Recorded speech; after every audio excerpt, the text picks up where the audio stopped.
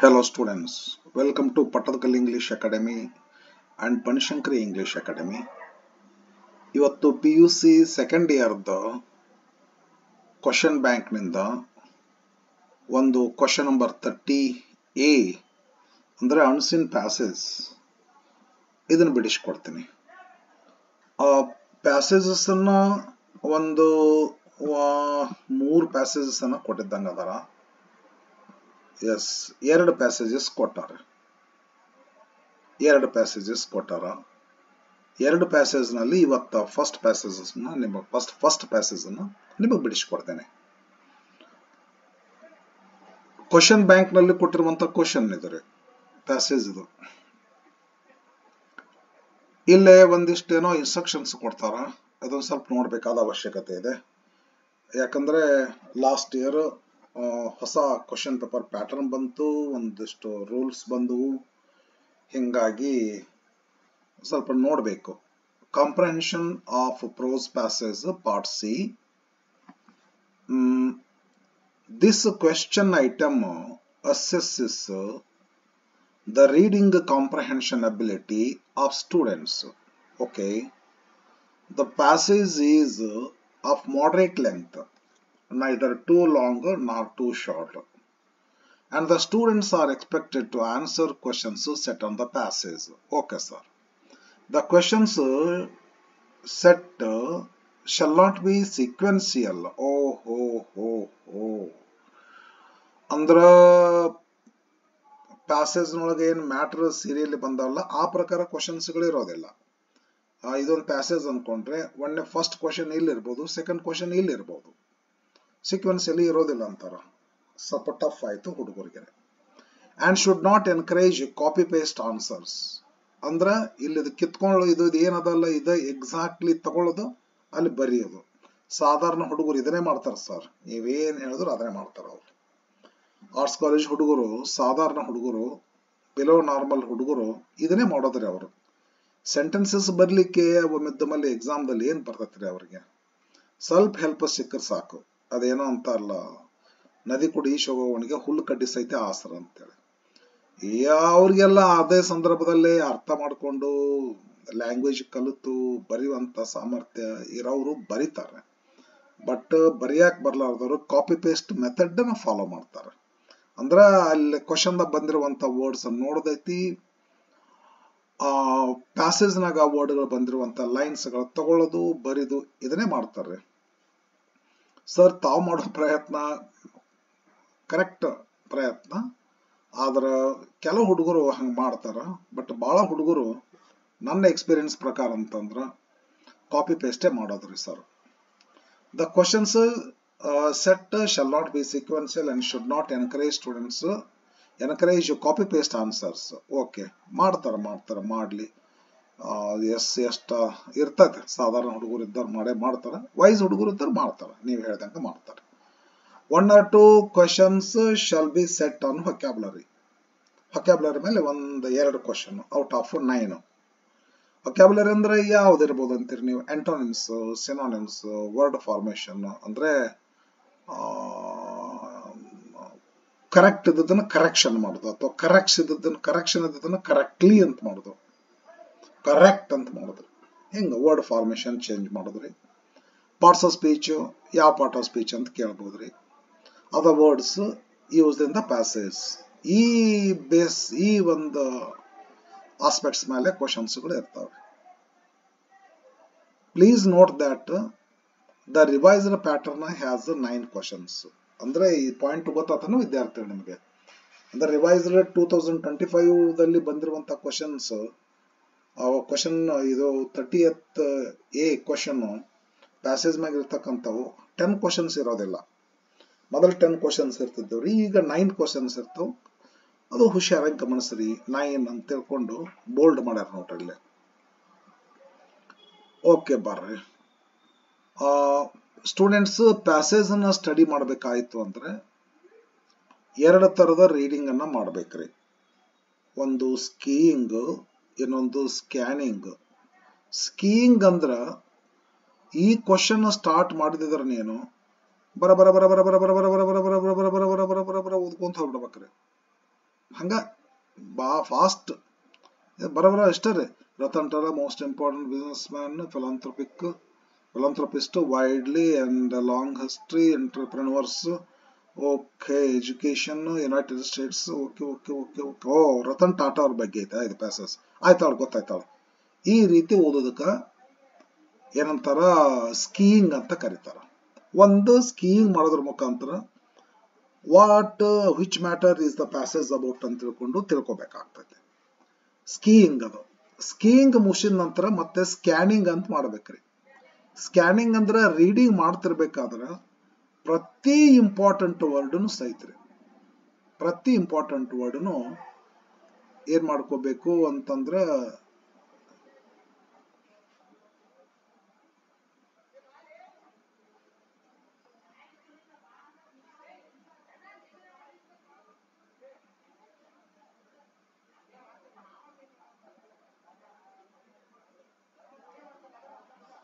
ಪ್ರತಿ important ವರ್ಡ್ನು underline ಮಾಡ್ತಿರ್ಬೇಕ್ರಿ. Ratan Tata ಈ word ಇದೊಂದು ಇಂಪಾರ್ಟೆಂಟ್ ಅಂತ ಅನಿಸ್ತದ, ಇದ್ರ ಮೇಲೆ ಕ್ವಶನ್ ಇರ್ಬೋದು, ಅಂಡರ್ಲೈನ್ ಮಾಡಿ. ಅಂಡರ್ಲೈನ್ ಮಾಡಂತಂದ್ರೆ ಅಂಡರ್ಲೈನ್ ಮಾಡ್ಲಿಕ್ಕೆ ಬರೋದಿಲ್ಲ ಎಕ್ಸಾಮ್ದೊಳಗ್ರಿ. ಬಟ್ ಅಲ್ಲೇ ಸ್ವಲ್ಪ ಇಂಟೆನ್ಸಿವ್ ಕೇರ್ ಮಾಡ್ಬೇಕು ಒಂಚೂರಲ್ಲಿ. Intensive care. Ratan Tata, prominent Indian business man, philanthropist, regarded as one of the most influential figures in Indian business world. He was born, ಇದೈತು ನೋಡಿದು, December 28, 1937 in Mumbai. ಇವೆಲ್ಲ important point, ಇವನ್ನೆಲ್ಲ ಗಮನ ಹರಿಸ್ಬೇಕ್ರಿ. ಹಿಂಗ ಬಹಳ ಗಮನ ಹರಿಸಬೇಕಾದಂತ ಪಾಯಿಂಟ್ಗಳ ಬಗ್ಗೆ ಗಮನ ಹರಿಸಿ Jamsetji Tata, the founder of Tata groups, ಇವೆಲ್ಲ ಅದ ನೋಡ್ರಿ. ಇವೆಲ್ಲ United States, yes, Cornell university, master degree in business administration from Harvard business. ಇಲ್ಲೊಂದು ಯಾವ್ದೋ ಇಯರ್ ಕೊಟ್ರೆ ಟಾಟಾ ಗ್ರೂಪ್ ಇನ್ 1962. ಇಂಥವೆಲ್ಲ ಇಂಪಾರ್ಟೆಂಟ್ ವರ್ಡ್ಸ್ಗಳನ್ನ ಬಹಳ ಕೀನ್ ಆಗಿ ಅಬ್ಸರ್ವೇಷನ್ ಮಾಡಿಕೊಂಡು, ಕ್ರಿಕೆಟ್ ಸ್ಕೋರ್ ನೋಡ್ತೀವಲ್ಲ ಆ ತರಹ ನೋಡ್ಕೊಂಡು ಸೆಕೆಂಡ್ ರೀಡಿಂಗ್ ಸ್ಕ್ಯಾನಿಂಗ್ ಮುಗಿಸ್ಬೇಕು. ಡಾಕ್ಟರ್ ಸ್ಕ್ಯಾನಿಂಗ್ ಮಾಡ್ದಂಗ್ರಿ. ಎವ್ರಿ ವರ್ಡ್ ಇಂಪಾರ್ಟೆಂಟ್ ಇರ್ತಕ್ಕಂಥ ವರ್ಡ್ ಅನ್ನ ಸ್ಕ್ಯಾನ್ ಮಾಡ್ಕೊಂತ ಹೋಗ್ಬೇಕ್ರಿ.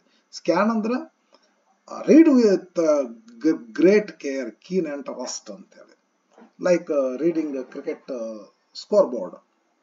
ಸರಿನಾ? ಈ ರೀತಿ ಮಾಡಿಕೊಂಡು then we have to move to the questions.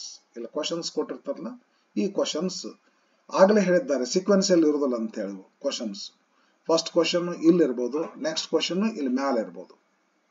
ಹೆಂಗೆಂಗೋ questions ಇರ್ತವೆ. ನಾವೆಲ್ಲ ಚಲೋತ್ನಾಗ ರೀಡಿಂಗ್ ಮಾಡ್ಕೊಂಡಿದ್ದೀವಿ ಅಂತಂದ್ರೆ ಅದಕ್ಕೆ ರೀಡಿಂಗ್ ಮಾಡ್ಕೊಂಡ ಕ್ವಶನ್ ಬರ್ಬೇಕ್ರಿ. ಕೆಲವು ಸ್ಟೂಡೆಂಟ್ಸ್ಗಳು ಫಸ್ಟೇ ಕ್ವಶನ್ ತಗೊಂಡು ಹುಡ್ಕಾಡ್ತಾರ ಆನ್ಸರ್ ಎಲ್ಲಿ ಐತಿ ಅಂತ ತಿಳ್ಕೊಂಡು. Who was the founder of Tata group, ಎಲ್ಲೋ ಏನು ಎಂತು ಹೆಂಗ್ ಬೇಕಂಗ್ ಹುಡುಕಾಡ್ಬೇಕಾಗ್ತದೆ. ಸೀಕ್ವೆನ್ಸಲ್ಲಿ ಇಲ್ಲ ಅಂದ್ರಂತೂ ಬಹಳ ಕಾಡಿಸ್ತದ. ಅದಕ್ಕೆ ಸ್ಕ್ಯಾನಿಂಗ್ ಮಾಡ್ಕೊಂಡೇ ಕ್ವಶನ್ಸ್ ಬಂದ್ಬಿಟ್ರಂದ್ರ ಆರಾಮಾಗಿ ನಿಮ್ಗೆ ಕೆಲಸ ಕರೆಕ್ಟ್ ಆಗ್ತದ ಮತ್ತು ಶಾರ್ಟ್ ಪೀರಿಯಡ್ ನಲ್ಲಿ ಆಗ್ತದ.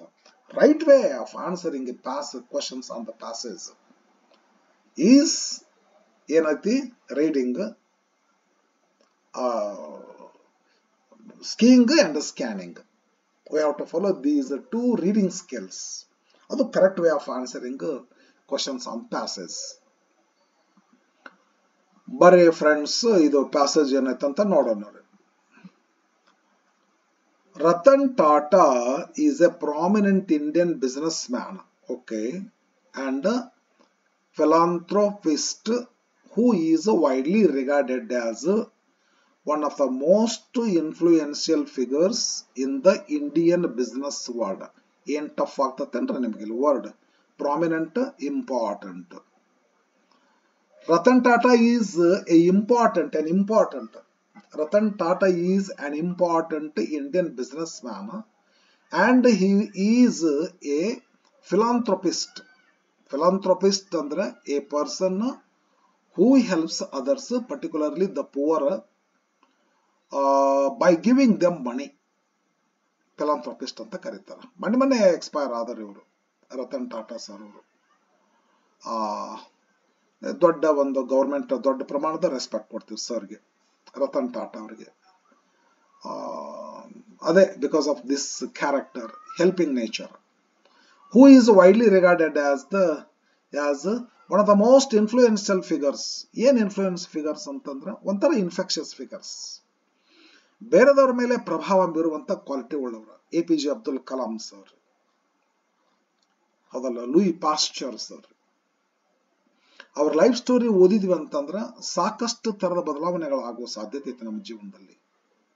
ನಾವು ದೊಡ್ಡ ಒಂದು ಹೆಲ್ಪಿಂಗ್ ಹ್ಯಾಂಡ್ ಆಗ್ಬೇಕಂತ ಅನ್ಸ್ತದ. ಲೂಯಿ ಪಾಶ್ಚರ್ ಒಂದು 10th ಒಂದು ಲೆಸನ್ ಅದ ನೋಡ್ರಿ, ಇಂಗ್ಲಿಷ್ ಮೀಡಿಯಂ.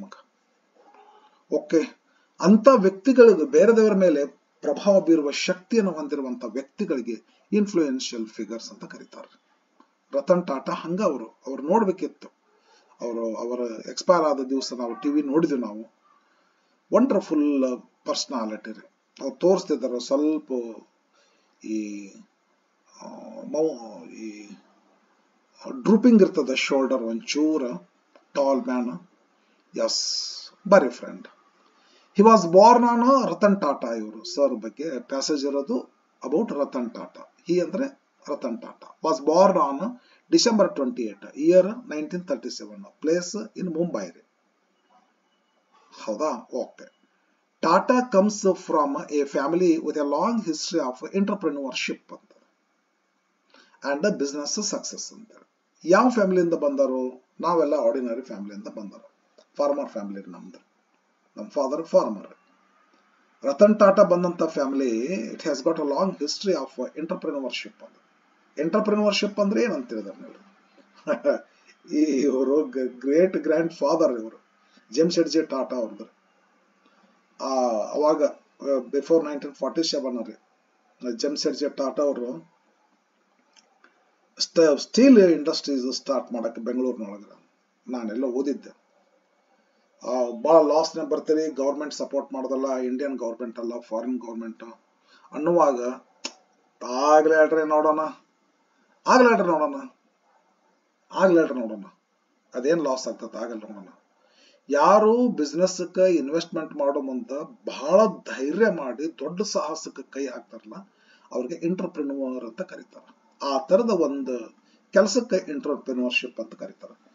ಟಾಟಾ ಅವರು ಬಿಫೋರ್ 1947, ಅದು when industries could not get the help of the government, British government was then there. ಅಂತ ಒಂದು ಟೈಮ್ದಲ್ಲಿ ಟಾಟಾ ಇಂಡಸ್ಟ್ರೀಸ್ ಸ್ಟಾರ್ಟ್ ಮಾಡ್ತಾರ. ಎಂಟರ್ಪ್ರೆನ್ಯೂರ್ಶಿಪ್ಪೇ ಅದು. ಅಂಥದ್ದೊಂದು ಎಂಟರ್ಪ್ರೆನ್ಯೂರ್ಶಿಪ್ ಮತ್ತು ಬಿಸ್ನೆಸ್ ಸಕ್ಸಸ್, ಯಾವುದೇ ಬಿಸ್ನೆಸ್ ಮಾಡಿದ್ರೆ ಸಹಿತ ಸಕ್ಸಸ್ ಆಗ್ತಕ್ಕಂಥ ಒಂದು ಫ್ಯಾಮಿಲಿ ಬ್ಯಾಕ್ ಗ್ರೌಂಡ್ ಇಂದ ಬಂದಂತವ್ರು ಟಾಟಾ. ಅದು ರಕ್ತದಲ್ಲಿ ಬಂದಿರ್ತದ, ನ್ಯಾಚುರಲ್ ಆಗಿ ದೊಡ್ಡ ಪ್ರಮಾಣದ ಸಪೋರ್ಟ್ ಆಗ್ತದ. ಓಕೆ, ಹಂಗ ಇರ್ಬೇಕಂತೇನಿಲ್ಲ, ಹೆಂಗೋ ಬಂದವ್ರು ಸಹಿತ ಏನೋ ಆಗ್ತಾರ. APJ ಅಬ್ದುಲ್ ಕಲಾಂ ಅವರು, ಹೌದಾ, ಈಗ ಬಹಳ ಪೂರ್ ಫ್ಯಾಮಿಲಿಯಿಂದ ಬಂದಂತವ್ರು, ದೊಡ್ಡ ಸ್ಥಾನಕ್ಕೆ ಹೋಗ್ಬಿಟ್ಟು ದೊಡ್ಡ ಸೈಂಟಿಸ್ಟ್ ಆದ್ರು. ಓಕೆ, ರಾಷ್ಟ್ರಾಧ್ಯಕ್ಷರಾದ್ರು. ಇವ್ರು ಹಂಗಲ್ಲ, ಇವ್ರ ಫ್ಯಾಮಿಲಿ ಬಂದದ್ದು ಹಿಸ್ಟ್ರಿನ ಹಂಗದರ. Yes, born with silver spoon in his mouth ಅಂತಾರ. ನೆಹರೂಜಿ ತರಹ ರೀ ಇವರು. ಸರ್ ಜೆಮ್ಶೆಡ್ಜಿ ಟಾಟಾ ಸರ್, ಇವ್ರು ನಮ್ಮ Ratan Tata sir. Is the great grand son of Jamsetji Tata. ಯಾರು ಇವರು? Jamsetji Tata, the founder of Tata group. ಹೌದು. ಹಾಗಾದ್ರೆ who is the founder of Tata group ಅಂತ ಕೇಳಿದ್ರಪ್ಪ ಅಂದ್ರೆ Jamsetji Tata. What relation is there between Ratan Tata and Jemshedji Tata? Jemshedji Tata is the great grand father of Ratan Tata. Ratan Tata is the great grandson of Jemshedji Tata. Muttazza. Sari tane? Okay. Tata completed his education in India and the United States. ಎರಡು ದೇಶದಲ್ಲಿ complete ಮಾಡಾರ education. Earning a degree. ಯಾವ degree? Which subject? In architecture. From which university? From Cornwell university. ಇಲ್ಲೇ degree ತಗೊಂಡ್ರು, Cornwell university. And a masters degree. ಎಲ್ಲೇ master degree? ಯಾವ subject? In business, business administration. From Harvard business school. ಇಲ್ಲಿಂದ master degree ತಗೊಂಡ್ರು. He joined Tata Group, our Muttazjand, in 1962. And steadily rose through ranks. Rose steadily without a shaking. ಪ್ರತಿ ವರ್ಷ there was progress, steadily rose through ranks, good quality maintaining. Eventually means finally becoming the chairman of the company. Join ಆದಾಗ ಏನಿದ್ರ ಗೊತ್ತಿಲ್ರಿ, but eventually he became the chairman of the company in 1991. ಅಂದ್ರೂ ಎಷ್ಟು 30 years ತಗೊಂತಲ್ರಿ chairman ಆಗ್ಬೇಕಾದ್ರೆ, ಸಾಮಾನ್ಯ ಕೆಲಸ. 30 years, after 30 years golden experience, he became the chairman. 1962, 1991, 30 years, 30 years. He is known for his hands-on approach to the management. ಹಿಂಗಂದ್ರೆ ಏನು hands on approach ಅಂದ್ರೆ ಗೊತ್ತೈತೇನ್ರಿ?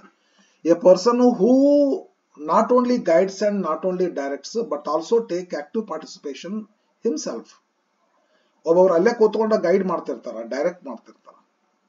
ಹಂಗಲ್ಲ, ತಾವೇ ಹೋಗಿ ನಿಂತು ಸಿಕ್ಕಾಪಟ್ಟೆ ಆಕ್ಟಿವ್ ಪಾರ್ಟಿಸಿಪೇಟ್ ಮಾಡೋದು, ತಾವ ಬಗ್ಗೆ ತಗೊಂಡು ಹಚ್ಚ ಕಡೆ ಇಟ್ಟು ಇದು ಹಂಗ್ ಮಾಡು, ಇದು ಹೆಂಗ್ ಮಾಡು ಅಂತ ಹೇಳ್ಕೊಂಡು, ಇದು ಅವ್ರಿಗೆ ಹ್ಯಾಂಡ್ಸ್ ಆನ್ ಅಪ್ರೋಚ್ ಅಂತ ಕರೀತಾರೆ. ಮೊನ್ನೊಬ್ರು ಯಾರೋ ಯಾವುದೋ ಒಂದು ಬ್ಯಾಂಕ್ ಮ್ಯಾನೇಜರ್ ನೋಡಿದೆ ನಾನು, ಹಂಗ ಮಾಡ್ತಿದ್ರು. ಅವರು ಕ್ಲಾರ್ಕ್ ಹತ್ರ ಬರ್ತಿದ್ದು, ಬಾಗ್ತಿದ್ರು, ನಿಂದಿರ್ತಿದ್ರು, ಲ್ಯಾಪ್ಟಾಪ್ ಮುಂದೆ ಕಂಪ್ಯೂಟರ್ ಮುಂದೆ ನಿಂದಿರ್ತಿದ್ರು. ಇದು ಹಾಗಲ್ರಿ, ಇದು ಹೀಗ್ರಿ, ಇದು ಹಿಂಗ್ ಮಾಡ್ರಿ, ಇದು ಹಿಂಗ್ ಮಾಡ್ರಿ. ನೆಕ್ಸ್ಟ್ ಮತ್ತೊಬ್ರು ಮೇಡಮ್ ಇದ್ರು, ಅವ್ರ ಕಡೆ ಹೋಗ್ತಿದ್ರು. ಎಸ್ ಹಿಂಗಲ್ಲ ಅದು ಮೇಡಮ್, ಹಿಂಗ್ ಮಾಡ್ಬೇಕದು, ಹಿಂಗ್ ತಗೊಳ್ರಿ, ನೀ ಇಲ್ಲಿ ಬರ್ರಪ್ಪ, ನೀವ್ ಅಲ್ಲಿ ಹೋಗ್ರಪ್ಪ. ಸೊ ಈ ರೀತಿ ತಾವೇ ಸ್ವತಃ ಹೋಗಿ ಆಕ್ಟಿವ್ಲಿ ಪಾರ್ಟಿಸಿಪೇಟ್ ಮಾಡಿ ಕೆಲಸ ಮಾಡ್ತಾರಲ್ಲ, ಅಂತ ವ್ಯಕ್ತಿಗೆ ಅಂತ ಕೆಲಸಕ್ಕೆ ಏನಂತ ಕರೀತಾರಪ್ಪ ಅಂತಂದ್ರ ಏನಂತ ಕರೀತಾರ್ರಿ? ಹ್ಯಾಂಡ್ಸ್ ಆನ್ ಅಪ್ರೋಚ್ ಅಂತ ಕರೀತಾರೆ. ಯಾವ್ದಕ್ಕೆ ಹ್ಯಾಂಡ್ಸ್ ಆನ್ ಅಪ್ರೋಚ್ ಆಗಿದ್ರಿ ಇವರು? ಮ್ಯಾನೇಜ್ಮೆಂಟ್. ಬರೇ ಗೈಡ್ ಮಾಡೋದಾಗ್ಲಿ, ಡೈರೆಕ್ಷನ್ಸ್ ಕೊಡೋದಾಗ್ಲಿ ಅಷ್ಟೇ ಅಲ್ಲ, ಸ್ವತಃ ಹೋಗಿ ಆಕ್ಟಿವ್ ಪಾರ್ಟಿಸಿಪೇಷನ್ ಮಾಡ್ತಿದ್ರು. ಬರ್ರಿ, one of Tata's most significant achievements as a chairman of the Tata Group was ಏನೊಬ್ರು ಸಿಗ್ನಿಫಿಕೆಂಟ್ ಅಚೀವ್ಮೆಂಟ್ ಮಾಡಿರೋಂಥ chairman of the Tata group ಆದ ನಂತರ 1991 ದಿಂದ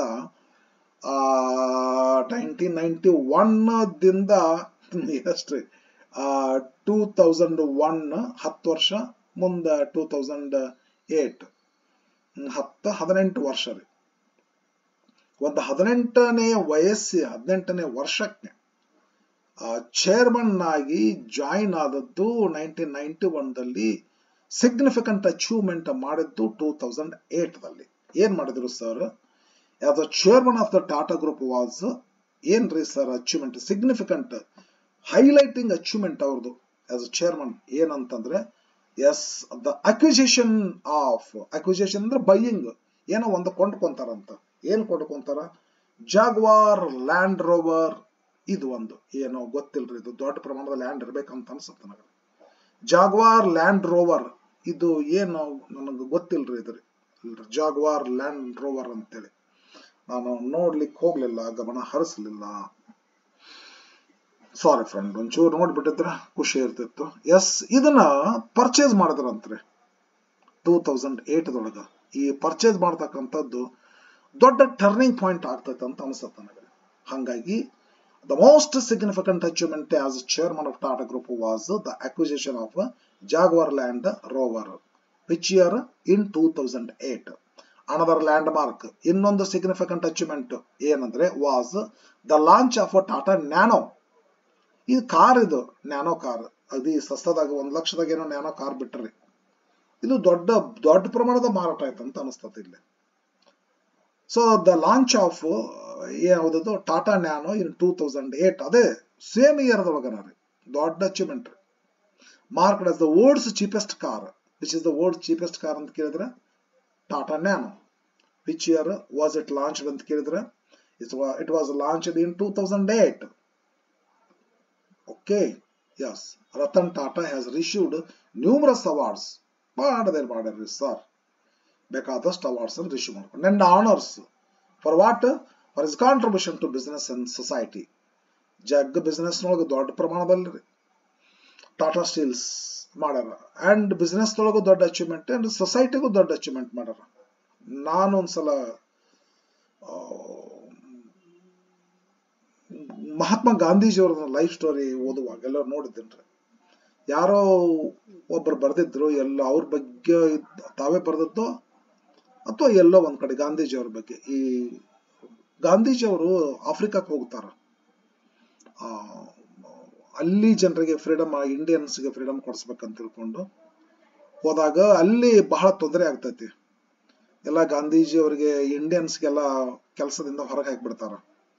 ಅವಾಗ ಕೆಲಸಗಳ ಹಾಕೊಂಡು ಬಿಡ್ತಾರ, ಹೊಟ್ಟಿಗೆ ಆಹಾರ ಹಾಕೊಳ್ಳೋದು ಕಷ್ಟ ಆಗ್ಬಿಡ್ತೈತಿ. ಅವಾಗ ಜೆಮ್ಶೆಡ್ಜಿ ಟಾಟಾ ಅವರು ಇಂಡಿಯಾದಿಂದ ಕರೆಕ್ಟ್ ನಾನು ಓದಿನ್ರಿ, ನನಗ 10,000 10 ಲಕ್ಷ ಅಮೌಂಟ್ ಚೆಕ್ ಕಳಿಸ್ಕೊಟ್ಟಿದ್ರಂತ್ರಿ ಅವಾಗಿನ ಕಾಲದೊಳಗನ ರೀ. ಅಲ್ಲಿ ಎಲ್ಲ ಇಂಡಿಯನ್ಸ್ಗೆಲ್ಲ ಅದು ಹೆಲ್ಪ್ ಆಗ್ಲಿ ಅಂತೇಳಿ ಅಂತ ಒಂದು ಫ್ಯಾಮಿಲಿ ಸರ್ ಇದು. ಅವಾಗಿನ ಕಾಲದೊಳಗನ ರೀ, ಬ್ರಿಟಿಷರ್ ಆಳುವಂತ ಕಾಲದೊಳಗನ ರೀ. ಆ ಇಬ್ರು ಬ್ರದರ್ಸ್ ಜಗಳ, ಇಂಡಿಯನ್ದವ್ರಿಗೆ ಜಗಳ ಹರಿಬೇಕಂತ ಹೋದ್ರು ಗಾಂಧೀಜಿ ಅವರು. ಹಿಂಗೆಲ್ಲ ಆಗ್ತದ್ರಿ. ಅಂತದೊಂದು ಫ್ಯಾಮಿಲಿ ಇದು. ಅದಕ್ಕೆ ಸೊಸೈಟಿ ಅಂತ ಕರೀತಾರ. It did much good works for society, many good works for society.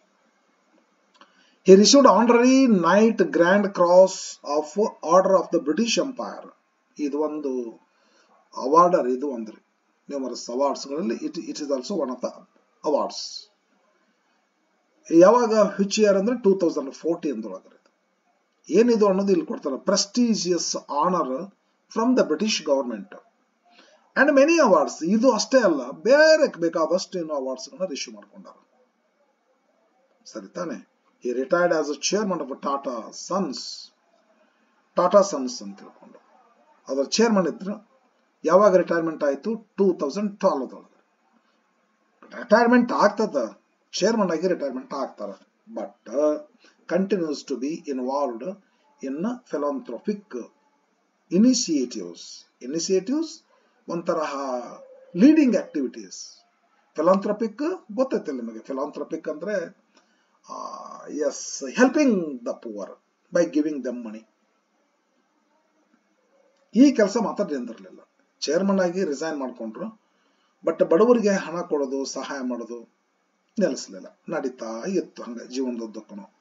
At last he passed away phrasal ಹೊರಬಿದು ಡೈಡ್ ಅಂತ ಹೇಳಿ on 9th October 2024. ಬಾಬಾ ಲಾಸ್ಟ್ ಇಯರ್ ಇದು, ಅಟ್ ದ ಏಜ್ ಆಫ್ 86. ನೋಡಿ ಟಿವಿ ಒಳಗ ದೊಡ್ಡ ಪ್ರಮಾಣದ ಆನರ್ ಆಯ್ತು ಅವ್ರಿಗೆ.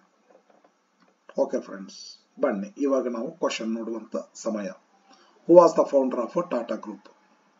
ಇಲ್ಲಿ ಬರ್ತದೆ ನನಗೆ the founder of Tata group. Last ಬರ್ತದ್ರಿ ಅದು, ಇಲ್ಲ ಐತ್ ನೋಡ್ರಿ. ಹಿ ಅಂದ್ರೆ Ratan Tata is the great grand son of Jamsetji Tata. ಏನಿದು ಕಾಮ ಕೊಟ್ಟರು ಅಂದ್ರೆ ಅಡಿಷನಲ್ ಇನ್ಫಾರ್ಮೇಶನ್ ಬರುತ್ತೆ. Jamsetji Tata is the founder of Tata group. ಹಾಗಾದ್ರೆ ಆನ್ಸರ್ ಏನಾಗ್ತೈತ್ರಿ? Who was the founder of Tata group? Jamsetji Tata answer. Where was Ratan Tata Born? Mumbai ರೀ. ಹಿ ಅಂದ್ರೆ Ratan Tata was born on December 28, 1937 in Mumbai. Which year ಅಂದಿಲ್ಲ, which place ಅಂದಾರ, in Mumbai ಅಂದ್ಬಿಡ್ರಿ. Where did he acquire his master's degree from? Masters degree ಅಂದ್ರೆ Harvard university ಅಂತ ಅನಿಸ್ತದೆ ನನಗೆ.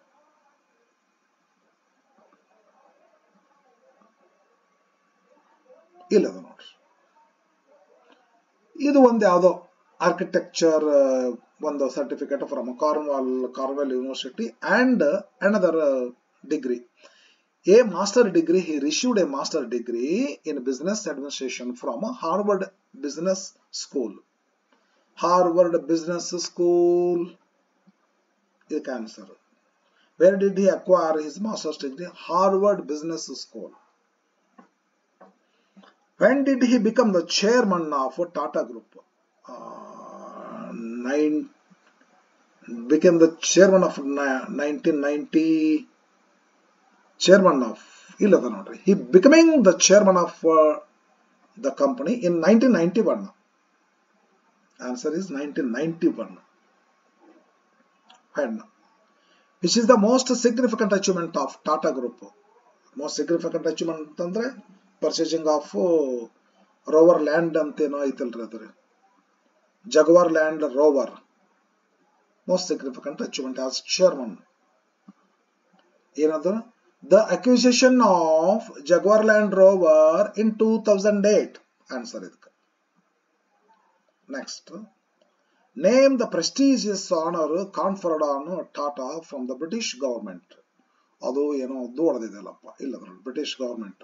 Prestigious honor from British government is Honorary Knight Grand Cross of the Order of the British Empire. Either name the prestigious honor. G was the world's cheapest car launched by Tata. Andre world's cheapest Nano, Tata Nano. In 2008 marked as the cheapest car. Tata Nano. Answer. Yes. Comprehensive questions are completed, I think. Coming to vocabulary question.